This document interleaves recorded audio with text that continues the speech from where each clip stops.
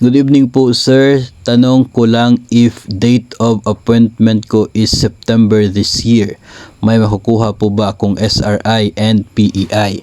Huwag muna natin pag-usapan yung SRI mga master sa episode na ito. No, dito po sa tanong na ito dahil hindi pa naman po naglabas ng order ang Pangulo. So hindi pa po tayo 100% sure sa SRI na yan. Pero dito po sa PEI ay sigurado po tayo na mayroon pong PEI. Kung kayo po ay na-hire ng September 2023, kayo ba ay eligible para sa PEI na ito? At dito po ay ating pagbabasihan ang nilalaman ng Budget Circular number 2017-4 galing po ng DBM.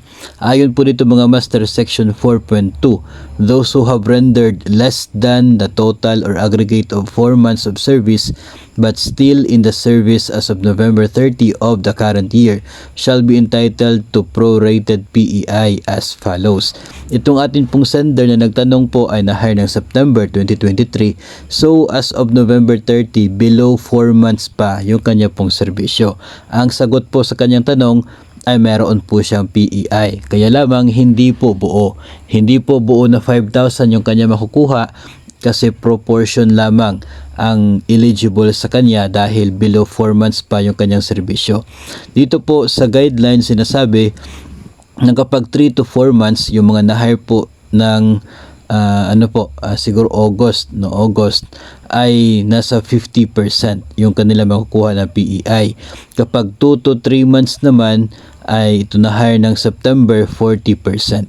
Kapag 1 to 2 months na-hire ng October 30% at kapag less than 1 month yung mga na-hire sa buwan mismo ng Nobyembre ay mayroon silang 20% na makukuha sa kanila pong PEI or Productivity Enhancement Incentive para po sa mga eligible employees ng gobyerno.